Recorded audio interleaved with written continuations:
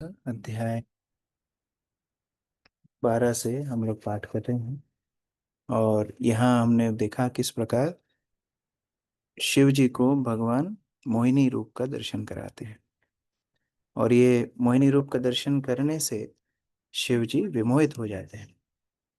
और जब विमोहित होते हैं तुरंत उनको साक्षात्कार होता है कि किस प्रकार उनसे भूल हो गई है। और तब भगवान शिव जी को संबोधन करते हैं। श्लोक संख्या 38 है। श्री भगवान वाचा दृष्ट्या त्वं विबुधसृष्टा स्वां निष्ठामात्मना स्थिता यन्मे स्त्रीरूपाय स्वैरं मोहितोऽपि अंगमायया। अंश प्रभु, प्रभु, यहीं से पढ़ो। यस प्रभु। भगवान ने कहा, हे देवताओं, मैं श्रेष्ठ। यद्यपि तुम मेरे द्वारा स्त्री रूप धारण करने की मेरी के द्वारा अत्यधिक पीड़ित हुए हो, किंतु तुम अपने पद पर स्थिर हो, अतएव तुम्हारा कल्याण हो। यहाँ भगवान पुष्टि कर रहे हैं कि आप यद्यपि मेरे स्त्री रूप से आकर्षित हुए हो लेकिन आपका पतन नहीं हुआ, क्योंकि भगवान से ही सम्मोहित हुए हैं। कोई भौतिक वस्तु से सम्मोहित नहीं हुए। तो यहाँ पर कभी भी अपराध बोध हमारे अंदर नहीं होना चाहिए कि भगवान शिव का पतन हो गया। नहीं, ये यहाँ पर शिक्षा नहीं है। शिक्षा है कि हमें कितना सतर्क रहना है, ये मुख्य शिक्षा है। अर्जुन प्रभु। तात्पर्य, क्योंकि शिव जी समस्त देवताओं में श्रेष्ठ है, अतः वे समस्त भक्तों में भी श्रेष्ठ है। वैष्णव वैष्णवानाम यथा शंभु, अतः उनके आदर्श चरित्र की भगवान ने प्रशंसा की और उन्हें यह कहकर वरदान दिया, तुम्हारा कल्याण हो। जब कोई भक्त कुछ कुछ गर्वित हो उठता है, तो कभी कभी भगवान भक्त के भ्रम को दूर करने के लिए अपनी परम शक्ति का प्रदर्शन करते हैं। भगवान विष्णु की शक्ति द्वारा पर्याप्त सताए जाने के बाद शिवजी ने अपना सामान्य अविचल रूप धारण कर लिया। भक्ति की यह स्थिति है। भक्त को किसी परिस्थिति में भी विचलित नहीं होना चाहिए। जैसी कि जैसा कि भगवत गीता में पुष्टि की गई है, यस्मिन स्थितो न दुखेन गुरु नापि विचाल्यते। भगवान में पूर्ण श्रद्धा होने से भक्त बड़ी से बड़ी परीक्षा में भी कभी विचलित नहीं होता। ऐसा निरभिमानिता उच्च कोटि के भक्तों में ही संभव है, जिनमें भगवान शंभु एक है। जैसे शिला प्रभुपाद अपने प्रवचनों में बताते हैं कि मैं मेरे जीवन में एक ही बार परास्त हुआ, वो शिला भक्ति सिद्धांत सरस्वती ठाकुर से। और वो मेरे जीवन का गर्व है, क्योंकि गुरु के सामने, कृष्ण के सामने पराजित होना ये भी गर्व है। तो जब कोई व्यक्ति भगवान के सामने कोई शिक्षा प्राप्त करता है या गुरु के सानिध्य में कोई शोधन प्राप्त करता है, वास्तव में वो लज्जा की बात नहीं है, वास्तव में वो तो गर्व की बात है। तो उस प्रकार से विचलित नहीं होना चाहिए कि क्या क्या मेरा कोई सम्मान नहीं बचा, क्या मेरे मुझे कोई पसंद नहीं करता। नहीं, वो बात नहीं है। अगर शोधन के लिए कोई उस तरह से कार्य किया भी जाए तो भी भक्त के लिए वास्तव में वो बहुत बड़ा गर्व की बात है, ना कि लज्जा की। कोनो में तितरेन मायाम विषक्तस्त्वत्रिते पुमान् तां स्तान् विसृजतिं भावान् दुस्तराम अकृतात्मभिः। यश प्रभु। हे प्रिय शंभु, इस भौतिक जगत में तुम्हारे अतिरिक्त ऐसा कौन है जो मेरी माया से पार पा सके। सामान्यतः लोग इंद्रिय भोग में आसक्त रहते हैं और इसके प्रभाव में फंस जाते हैं। निसंदेह उनके लिए माया के प्रभाव को लांघ पाना अत्यंत कठिन है। तो वास्तव में जो भगवान के आश्रित हैं वही माया को पार कर सकते हैं। माया मितान तरंति थे, अन्यथा माया को पार करना वास्तव में किसी के लिए संभव नहीं है। जो इंद्रिय भोग में आसक्त है वही माया की बेड़ियां हैं। जैसे भौतिक संसार को अगर एक कारागृह कारा कारागार बोला गया है, तो ये कारागार की बेड़ियां हैं इंद्रिय भोग के प्रति आसक्ति, मैथुनागार। तो जब तक कोई व्यक्ति उन बेड़ियों से मुक्त नहीं होगा तब तक माया को पार नहीं कर पाएगा। तात्पर्य मुकेश जायसवाल प्रभु।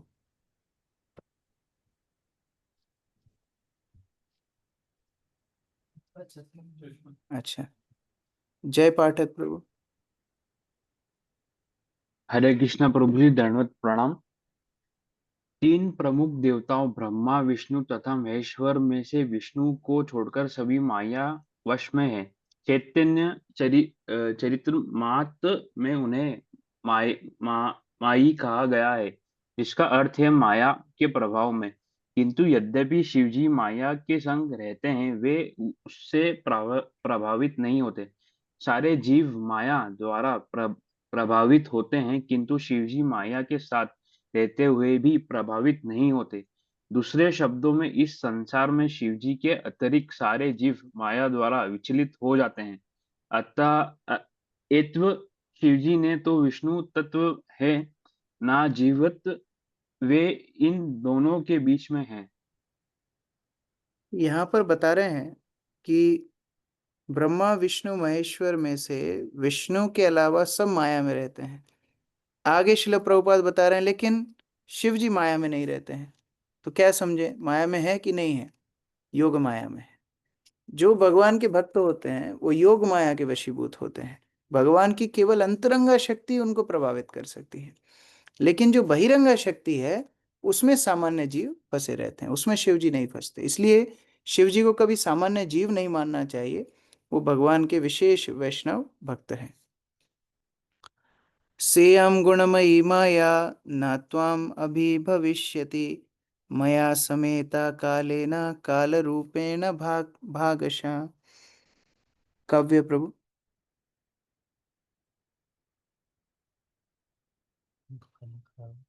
गला खराब है, ओके। प्रीति भाटिया माता जी। हरे कृष्णा प्रभु जी। यह भौतिक भारंगी शक्ति माया जो सृष्टि में मुझे संयोग देती हैं और प्रकृति के तीनों गुणों में प्रकट होती हैं, अब आपको मोहित नहीं कर सकेगी। तो ये भगवान का अधिकार है। भगवान बोल सकते हैं कि माया तुम इनको परेशान मत करना। कोई भी जीव जो भगवान का आश्रय लेगा, भगवान की शक्ति है कि वो माया को आदेश दे सकें कि माया तुम इनको स्पर्श मत करना। तो जब हम भगवान का आश्रय लेते हैं, इसका मतलब ये नहीं हम इतने बड़े हो गए हैं कि हम माया को कभी माया के अधीनस्थ कभी नहीं होंगे। वास्तव में भगवान माया को आदेश देते हैं कि इस जीव को अब आप परेशान मत करना। जय माता जी। तात्पर्य, शिवजी के साथ उनकी पत्नी दुर्गा भी वहां उपस्थित थी। दुर्गा जी इस दृश्य जगत की सृष्टि करते समय पूर्ण पुरुषोत्तम भगवान को सहयोग देती है। श्री भगवान श्रीमद् भगवद गीता में कहते हैं, मया दक्षिण प्रकृति सूयते सचराचरम। हे कुंती पुत्र, यह भौतिक शक्ति प्रकृति मेरे निर्देशन में कार्य करती है और सारे चर तथा अचर प्राणियों को उत्पन्न करती है। यह प्रकृति दुर्गा है। सृष्टि स्थिति प्रलय साधन शक्ति रेखा छाये व्यस्य भुवनानि भीरति दुर्गा।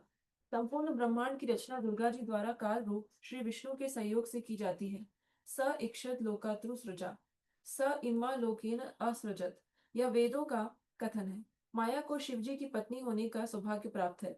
इस तरह शिवजी का सानिध्य माया से है, किंतु यहाँ पर भगवान श्री विष्णु शिवजी को यह विश्वास दिलाते हैं कि अब यह माया उन्हें मोहित नहीं कर सकेगी। तो दुर्गा जो साथ में खड़ी हैं वो भगवान शिव की अर्धांगिनी है। लेकिन फिर आश्वासन कौन दे रहे हैं? विष्णु, क्योंकि मम माया दुरतया, वो शक्ति है भगवान की। तो भगवान को हमेशा सेवा में रत रहती है। वो शिव जी को आश्वासन दे रहे हैं आपको माया शक्ति कभी प्रभावित नहीं करेगी। श्री शुक उवाच एवं भगवता राजन् श्रीवत्साङ्केन सत्कृता अमन्त्र्य तं परिक्रम्य सगणवालयं ययौ। जयपाल प्रभु।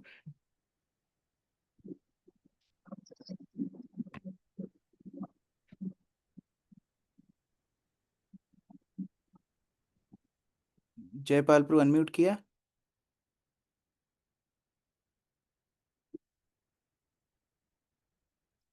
ठीक है, प्रथम प्रभु। श्रील सुखदेव गोस्वामी ने कहा, हे राजन, वक्ष स्थल पर श्रीवस्त्र चिन्ह धारण करने वाले पूर्ण पुरुषोत्तम भगवान द्वारा इस प्रकार प्रशंसित होकर शिवजी ने उनकी परिक्रमा की। फिर उनकी अनुमति लेकर शिवजी अपने गणों सहित अपने लोक कैलाश लौट गए। हरे कृष्ण। विपिन प्रभु।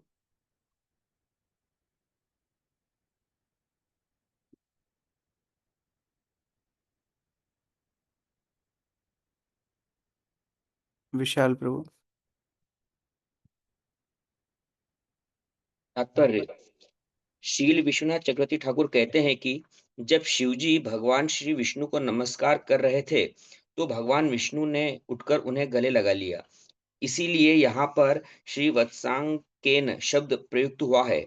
श्री वत्स चिन्ह भगवान श्री विष्णु के वक्ष स्थल को सुशोभित करता है। अतएव जब शिवजी ने भगवान श्री विष्णु की परिक्रमा की और उन्होंने उनका आलिंगन किया तो श्रीवत्स चिन्ह शिवजी की छाती को छू गया।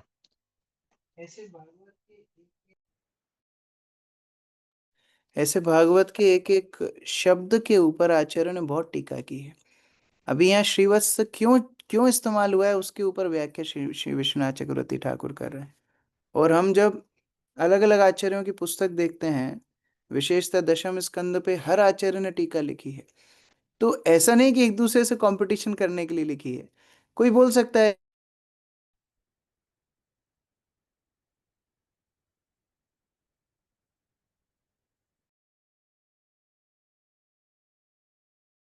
कृष्ण, हरे कृष्ण।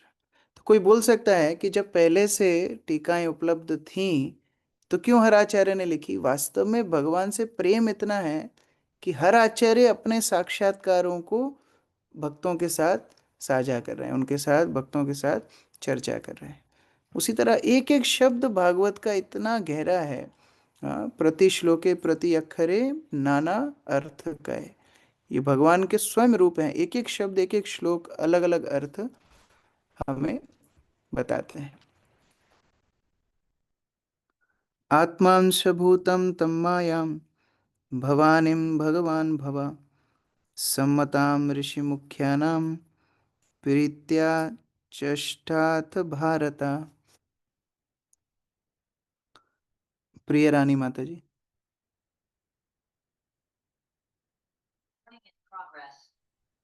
हे भरतवंशी महाराज, तब शिवजी ने प्रसन्न होकर अपनी पत्नी भवानी को संबोधित किया, जो सभी अधिकारियों द्वारा भगवान श्री विष्णु की शक्ति के रूप में स्वीकार की जाती है। हरे अभी कृष्ण। भगवान शिव भवानी से चर्चा कर रहे हैं। अय्यस्त्वम् अजस्य मायां परस्य पुंसा परदेवताय अहं कलानां वृषभोऽपि मुह्ये यया वशोन्ये किमुत स्वतंत्रा। प्रमोदानंद प्रभु जी। बड़ी शिव जी ने कहा, हे देवी, अब तुमने भगवान की माया देख ली है।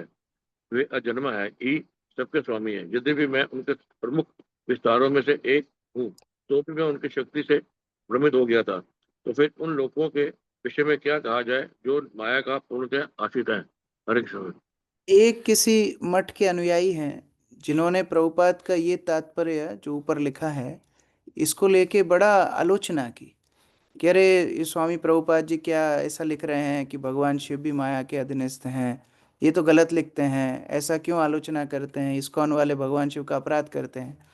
अगर 2 श्लोक नीचे पढ़ते तो खुद को उत्तर मिल जाता। भगवान शिव स्वयं बोल रहे हैं, शिव जी खुद बोल रहे हैं, अहम कालानाम ऋषभे अपि मोहिए, मैं भगवान की शक्ति से मोहित हो गया। वो स्वयं बोल रहे हैं। तो यद्यपि हम आचार्यों के ऊपर आलोचना करना बड़ा आसान है कि अरे ऐसा क्यों लिख दिया, वैसा क्यों लिख दिया।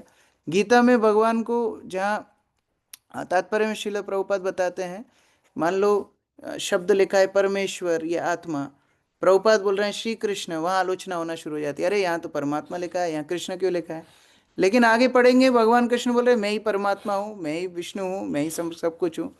क्योंकि उन्होंने पूरी गीता पढ़ी है वो आगे लिख पा रहे हैं। अब इन्होंने वही चीज़ पढ़ी है तो वो अटक जाते हैं। इसलिए आचार्य की टीका के ऊपर कभी भी अविश्वास नहीं होना चाहिए, पूर्ण श्रद्धा होना चाहिए। यहाँ भगवान शिव बता रहे हैं कि मैं भगवान की माया शक्ति से मोहित हो गया, तो बाकी लोगों का क्या कहना, वो तो मोहित हो ही सकते हैं। यम माम अपृच्छस्त्वमपेत्य योगात् समासहस्रांत उपरंतम वै स एष साक्षात् पुरुषः पुराणो न यत्र कालो विशते न वेद। ब्रजेश प्रभु। जब मैंने 1000 वर्षों की योग साधना पूरी कर ली तो तुमने मुझसे पूछा था कि मैं किसका ध्यान कर रहा था। अब ये वही परम पुरुष है जिन तक काल नहीं पहुंच पाता और जिन्हें वेद नहीं समझ पाते। हरे कृष्ण प्रभु। तात्पर्य। सनातन काल सर्वत्र प्रवेश कर जाता है किंतु वह भगवत धाम में प्रवेश नहीं हो सकता। वेद भी पूर्ण पुरुषों भगवान को नहीं समझ पाते हैं। यह श्री भगवान के सर्वशक्तिमान, सर्वव्यापी तथा सर्वज्ञ होने का संकेत है। हरे कृष्ण। तो काल का प्रभाव जिनके ऊपर ना हो वो पूर्ण पुरुषोत्तम भगवान है, बाकी सब काल के अधीनस्थ होते हैं। और ऐसे भगवान के ऊपर मैं सदैव ध्यान करता हूँ, ये भगवान शिव भवानी को बता रहे हैं। तो दोनों श्लोकों में कितना स्पष्ट अपनी स्थिति को वर्णन कर रहे हैं। और इसीलिए भगवान शिव की स्थिति को वैष्णव रूप से देखना बड़ा सहज है भागवत के अनुसार। श्री शुक उवाच इति ते भीहितस्तात विक्रमः सारंगधन्वनः सिन्धोर्निर्मथने येन धृता पृष्ठे महाचला। अनुपमा राधिका माता जी। हरे कृष्ण प्रभु जी प्रणाम। श्रील सुखदेव गोस्वामी ने कहा, हे राजन, जिस पुरुष ने क्षीर सागर के मंथन के लिए अपनी पीठ पर महान पर्वत धारण किया था वही शांतधन्वा नामक पूर्ण पुरुषोत्तम भगवान है। मैंने तुमसे अभी उन्हीं के पराक्रम का वर्णन किया है। सारंग धनवा का अर्थ है जो सारंग सारंग धनुष को धारण करे। सारंग भगवान के धनुष का नाम है। जिस तरह भगवान शिव के त्रिशूल का नाम पिनाकी है, तो हर हर अस्त्र का एक नाम, जैसे चक्र का नाम सुदर्शन है, तो उसी प्रकार जैसे गदा का नाम कौमुदी है, तो उसी तरह भगवान के धनुष का नाम सारंग है। तो एक और उनका नाम है सारंग धन्वा। श्लोक संख्या। हाँ। एतान् मोहो कीर्तयतो नुशृण्वतो नारिष्यते जातु समुद्यम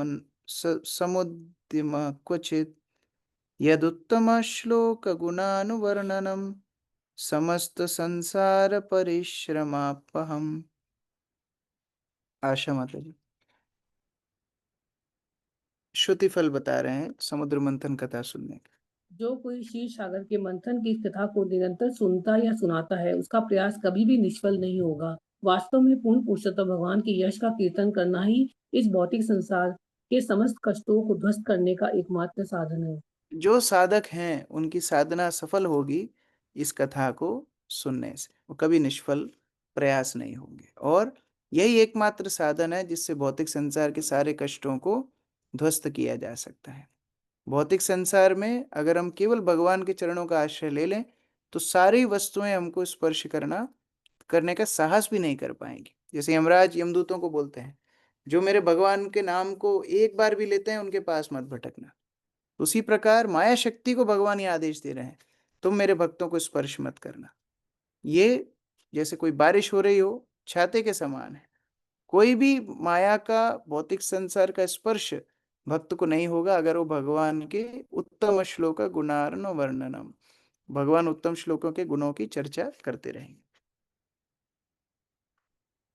असद अविश्याम अग्रिम भावगम्यम प्रपन्नम अमृतम अमरवरयान अशयत सिंधु मध्यम कपट युवती वेशो मुह्यं यह सुरारिम तमहम उपाश्रितानां कामपूरम नतोस्मि। प्रीति चौहान माता जी।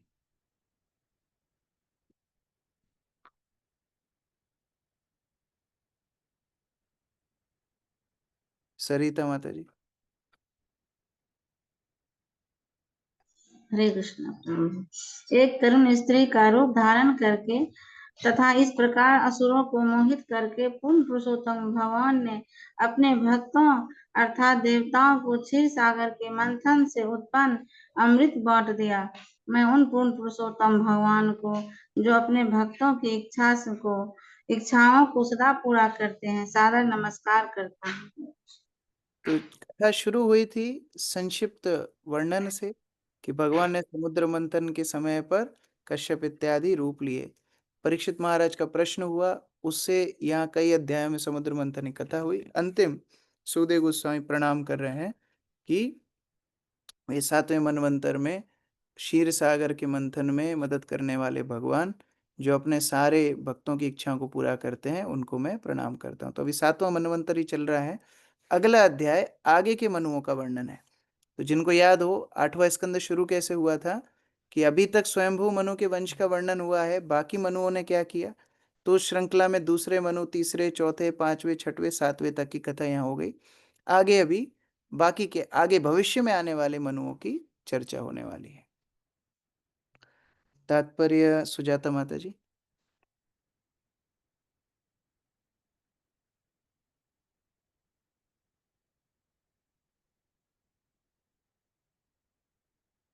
सुजाता माता जी अनम्यूट किया।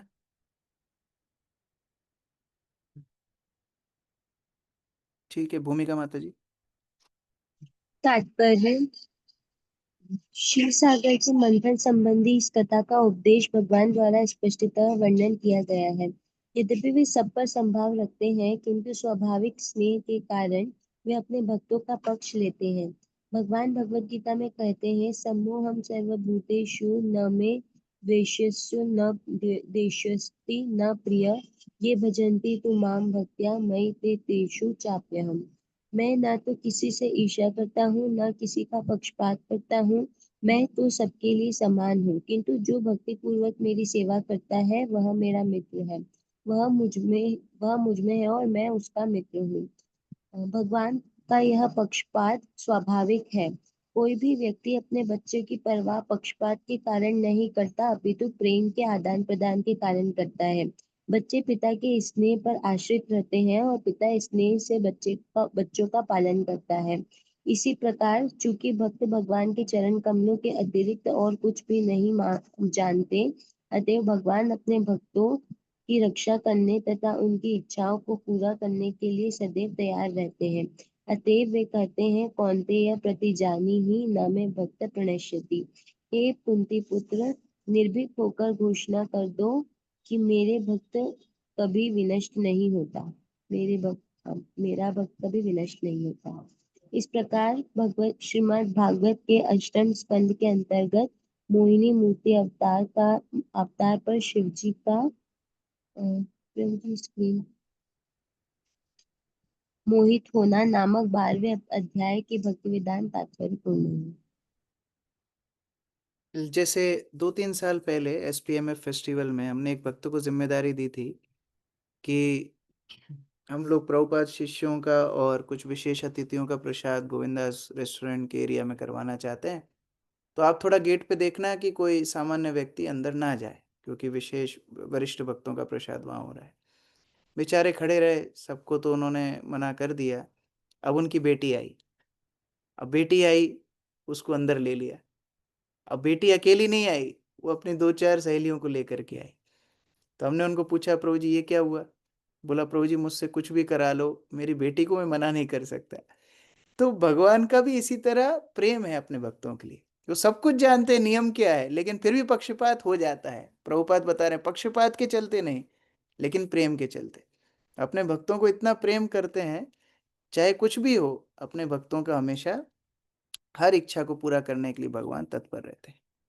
तो इस तरह समुद्र मंथन की कथा समाप्त हुई। अगले अध्याय की जस्ट चैप्टर समरी हम लोग पढ़ लेते हैं। नमिता माता जी।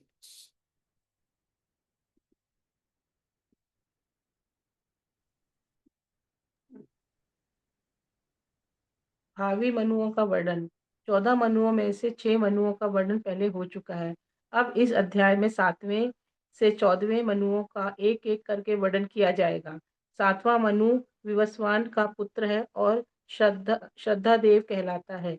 उसके 10 पुत्र हैं, इक्ष्वाकु, नभग, दृष्ट, शार्यति, नरिष्ययंत, नाभाग, दृष्ट, तरुष, प्रषध और वसुमान।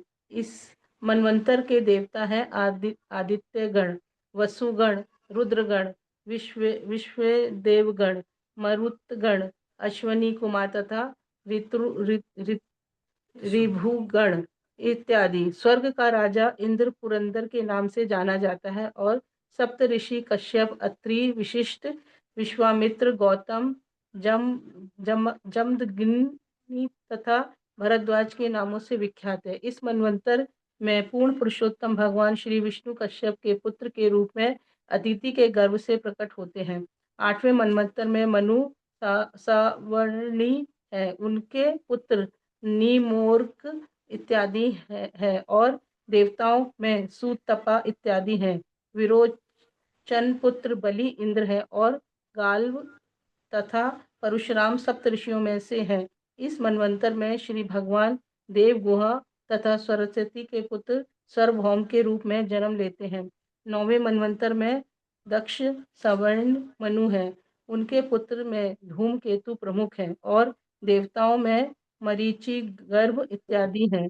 इंद्र का नाम अद्भुत है और सप्त ऋषियों में है धुतिमान।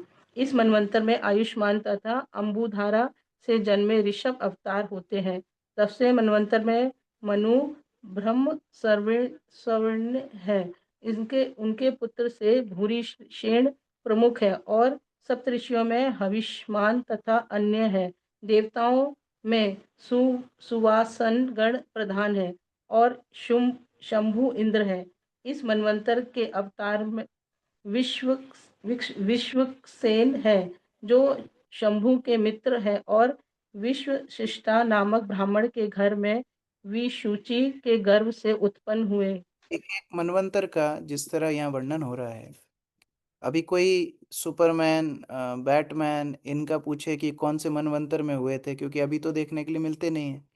और अगर हुए भी थे तो उस मनवंतर में कौन प्रधानमंत्री था, कौन राष्ट्रपति था, कोई इतिहास है? मतलब लंबा फेंका हुआ है, वो पूरा का पूरा मनोकल्पना है। लेकिन भगवान के अवतारों के लिए ये सारी डिटेल है। कौन सप्तऋषि थे, कौन इंद्र था उस समय, कौन मनवंतर था, कौन मनु का कार्यकाल चल रहा था, सारी स्थितियां वर्णित हैं, क्योंकि ये इतिहास है, ये मनोकल्पनित कहानियां नहीं है। रघुवीर प्रभु। हरे कृष्ण प्रभु जी। 11वें मनवंतर में धर्म सावरणी मनु है, जिनके 10 पुत्रों में सत्य धर्म प्रमुख है। देवताओं में विहंगम गण तथा सप्तर्षियों में अरुण इत्यादि है। वैद्रुत इंद्र था।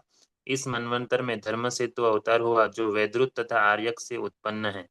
12वें मनवंतर में रुद्र सावरणी मनु है, जिनके पुत्रों में प्रमुख है। देवताओं में हरित गण इत्यादि है। ऋतुधामा इंद्र है और सप्तर्षियों में तपोमूर्ति तथा अन्य है। इस मनवंतर का अवतार सुधामा या स्वधामा है, जो सोनृता के गर्भ से जन्म लेता है। उसके पिता का नाम सत्य सहा है। 13वें मनवंतर के मनु देव सावरणी है, उनके पुत्रों में चित्रसेन तथा देवताओं में सुकर्मा प्रमुख है।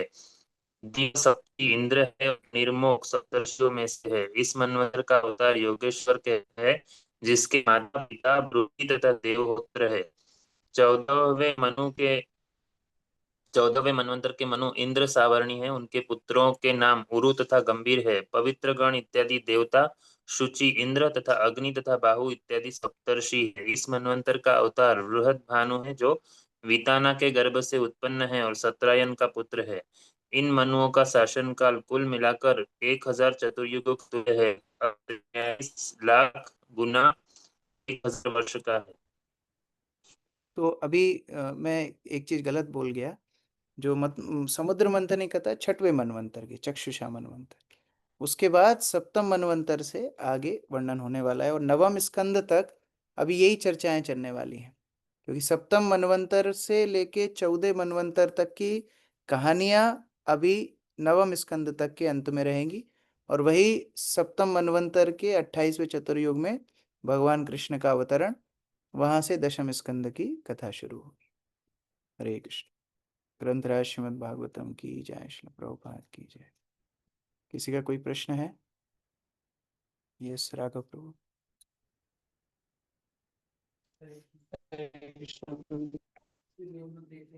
तो जी हम लोग देखते हैं कि भौतिक जगत में हमारी पिटाई होती है, लेकिन हम थियोरी में जानने के बाद भी इस चीज़ को रियलाइज नहीं कर पाते हैं और थोड़े समय तक कोशिश करते हैं सिंसियरली भक्ति करने की, लेकिन फिर भौतिक जगत में दौड़ के वापस जाते हैं। तो इस चीज़ का क्या कर। वैष्णवों का संग हमारी भक्ति के लिए आवश्यक है। जैसे मिट्टी से अगर जड़ अलग हो जाएगी तो चाहे उस जड़ पे आप कितना भी पानी डालो, वो पोषण उसको मिल नहीं सकता। मिट्टी वो पोषण को जड़ तक पहुंचाने के लिए साधन है। उसी तरह श्रवण कीर्तन अगर जल है, मिट्टी से पौधा अलग हो जाएगा, कितना भी श्रवण कीर्तन करेगा उसका पोषण नहीं है, वो मिट्टी को पकड़ के रखना पड़ेगा। मिट्टी है वैष्णव का साथ। तो यद्यपि हम लोग बोलते हैं भक्ति कैसे संचित होती है, श्रवण कीर्तन से, लेकिन मिट्टी के स्पर्श में रहेगा तो पानी काम करेगा। मान लो किसी पौधे को निकाल करके पत्थर पे रख दें और खूब उस पर पानी डालें, खूब उस पर खाद छिड़कें, जो भी करें, उसका पोषण नहीं होगा। क्यों? मिट्टी से अलग होगा। तो उसी तरह वैष्णवों के संग में भक्ति संभव होती है। तो अगर हम थोड़े भी समय के लिए वैष्णव से विलग होते हैं तो हमको समझ में आता है मुझे वैष्णव की कितनी आवश्यकता है। इसलिए जीवन को इस तरह ढालना चाहिए कि वैष्णवों की संगति कभी छूटे, तब भक्ति हम लोग इस मायामय जगत में भक्ति करने की कुछ आशा रख सकते हैं। प्रभु Yes, जी बसंत हरे प्रभु। कृष्णा। एक मेरा प्रश्न था, जैसे कि आपने बताया कि मिट्टी पे मतलब मिट्टी पे पानी डालेंगे तो वो बसंत पौधा उग प्रभु। जाएगा। हरे कृष्णा प्रभु, धन्यवाद प्रणाम प्रभु जी। मैं थोड़ा एक अलग चैलेंज अभी फील कर रहा हूँ। वैसे तो बहुत सारे हैं पर मुख्य जो है प्रभु जी ये कि अभी जो गुरु वैष्णव की हमें कृपा मिल रही है और मैं महसूस कर पा रहा हूँ कि गुरु कृष्ण की प्रसन्नता के अलावा जीवन में और कुछ भी हमारे लिए ज़रूरत नहीं है। मेन हमारा मुख्य यही है, प्रयोजन होना चाहिए, ये महसूस कर पा रहा हूँ और उसके करने के लिए प्रयास कर रहे हैं। पर चुनौतियाँ अभी जो है, जैसे जो मेरा छोटा बेटा निताय है, अब वो उसके दिमाग में फुल टाइम वो कीर्तन, तुलसी आरती, और ज़्यादा बोलना तो आता नहीं। मुझे जब भी वो देखता है तो मेरे पीछे ये पड़ा रहता है। उसके चक्कर में माला भी हमको लेट हो जाता है, कई बार रात को भी वो 12-1 बजे तक। अब थोड़ा थोड़ा देर पर जैसे तुलसी आरती खत्म किया, गुरु पूजा, फिर बोलते हैं नरसिंह आरती। अब मुझे शुरू में तो बहुत अच्छा लग रहा था कि बच्चे हैं, अच्छा है, चलो भक्त बन रहे। अब मुझे लग रहा है कहीं ये माया तो नहीं है जो मुझे और फिर रात को भी अब उससे मैं डरते रहता हूँ। अब मुझे समझ में नहीं आ रहा। मैं अच्छा, उसको कई बार प्रियंका सोचती है कि नहीं चलो इसको ना कुछ थोड़ा दूसरे चीज़ों में इन्वॉल्व करें, तो फिर मुझे ये लगता है कि मैं उसको अपराध तो नहीं कर रहा हूँ। तो मुझे समझ में नहीं, कभी लगता है मेरे आप घर में ये जन्म लिया, मैं उस लायक नहीं हूँ। आप हरे उज्जैन कृष्ण। शिफ्ट हो जाओ, यहाँ बहुत भक्त हैं आपके बच्चों को संभालने के लिए। दिन भर गुरु पूजा तुलसी आरती सुनाएंगे, ठीक है? तो आपका लोड कम हो जाएगा। हरे कृष्ण। राजीव प्रभु। प्रभु अभी इस चैप्टर में ये भगवान के शिव जी के आदि शक्ति माया संबोधित हुई और लक्ष्मी, थोड़ा कंफ्यूजन था प्रभु। लक्ष्मी जी और माया शक्ति, मतलब इसमें क्या डिफरेंस? भगवान की दो प्रकार की माया शक्ति होती है, एक अंतरंगा, एक बहिरंगा। इनको बोलते हैं योग माया, महामाया।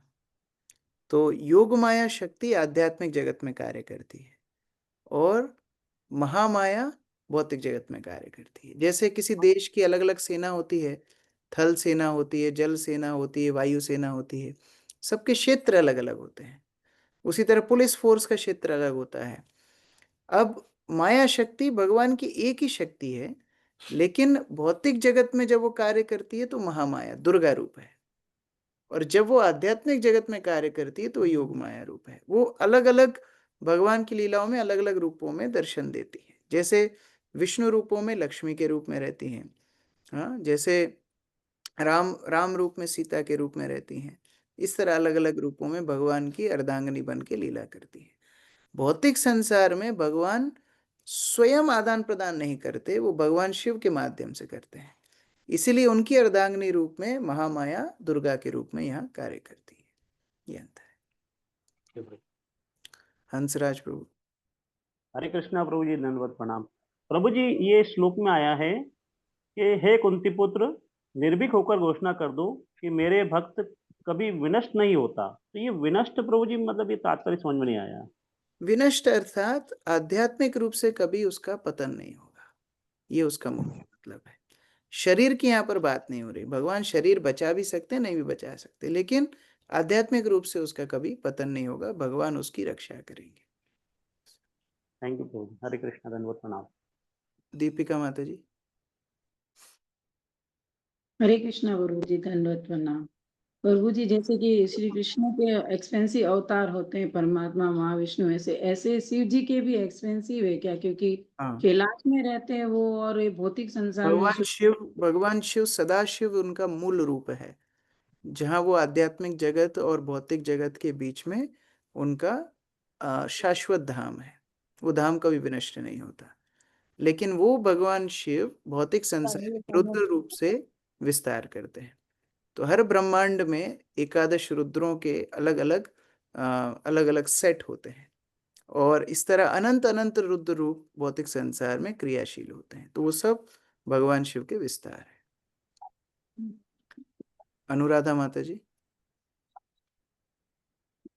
प्रभु जी मेरा क्वेश्चन थोड़ा सा वो है, वीडियोस जो आ रहे हैं अभी फोन के लिए, तो उसका अगर अपन रिप्लाई देना चाहें तो कैसे दें?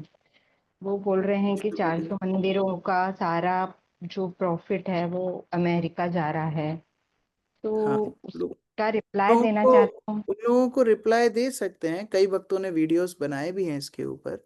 जैसे मैंने देखा माधवाज ने बहुत अच्छा एक वीडियो बनाया है, अमोघ लीला प्रभु ने बनाया है, बहुत सारे भक्तों ने उसके ऊपर रिप्लाई बनाया। तो वो वीडियोस आप शेयर कर सकते हो। अगर थोड़ा भी बुद्धिमान व्यक्ति होगा तो इस तरह मूर्खता भरी बातें नहीं करेगा। अगर किसी को थोड़ा भी अकाउंटिंग आती है तो इस तरह मूर्खता भरी बातें नहीं करेगा। ये तो इस्कॉन की सज्जनता है कि इनको उठा उठा के कोर्ट में ले जाने का हमारे पास टाइम नहीं है। अगर कोई कंपनी होती तो इनको कोर्ट केस में लताड़ती, लेकिन वैष्णव इस तरह ईर्ष्या नहीं करते। वो अपने प्रचार कार्य में व्यस्त है, इसलिए अननेसेसरी द्वेष करने का कोई मतलब नहीं है। एक एक इस्कॉन मंदिर की जिस तरह अकाउंटिंग होती है, बड़ी बड़ी कंपनीज में भी नहीं होती। लेकिन फिर भी वैष्णव लोग अदोषदर्शी होते हैं, वो दोष नहीं देखते। वो फिर भी उनको अवसर देते हैं, ठीक है कम से कम इनका नामाभास हो रहा है। कैसे नामाभास हो रहा है? ये हरे कृष्णा वाले पैसा बेचते हैं, तो वो हरे कृष्णा तो बोल रहा है ना, उस माध्यम से इनका नाम जप हो रहा है।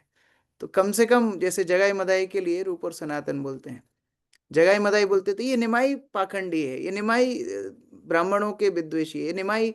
तो गाली देते देते निमाई निमाई निमाई उच्चारण होकर उनका उद्धार हो गया।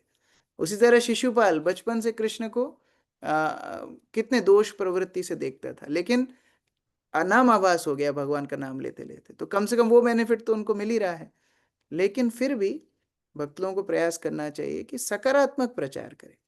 जितने ज्यादा भक्त बनेंगे, वो इस्कॉन से जुड़ेंगे, वो इस्कॉन के सिस्टम्स को देखेंगे, अपने आप लोगों के अंदर की भ्रांति दूर हो जाएगी।